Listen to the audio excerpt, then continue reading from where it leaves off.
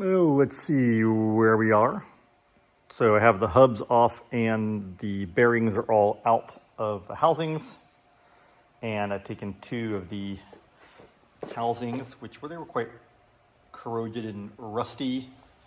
And I bead blasted them. The one on the left is done, the one on the right has one more pass to go, which removes all the rust and corrosion. Of course, it leaves it as exposed cast iron, which will rust just at the thought of being near water. So I'm going to have to tape off the bearing surfaces and paint these so that they won't rust instantly.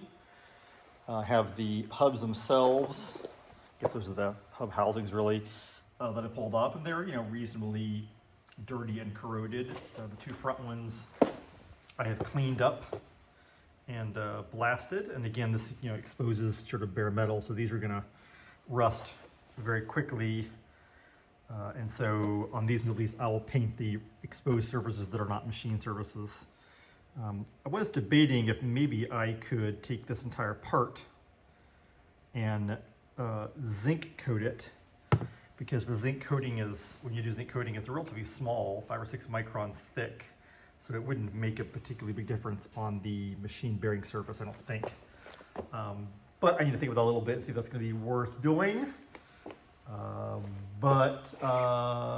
Here's the bearings. These are the rear bearings, and there are cups, and that's the front bearing pulled out. So those are all off the car, and I also pulled off the the trailing arms on both sides, as well as the lateral links. So those are the lateral links, and the trailing arms normally go from here back. The trailing arms, actually had to remove the bracket and then take them outside and heat the bolt, because the bolt was really seized, which is not super uncommon on cars that have had any amount of corrosion to them. So still need to pull the strut off, and in the front still need to remove the lower arms. We're going to replace these with the STI arms. They're the aluminum ones, and have new sway bar and sway bar mounts, etc. coming, so those should be in a couple days.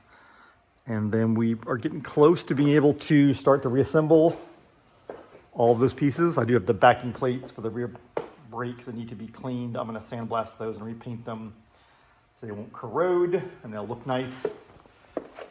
But we're getting closer. So I think I have all the parts for the water pump and the timing belt. So once I get a few more suspension bits back together, we'll take care of the engine stuff and hopefully get ourselves on the way to reassembly.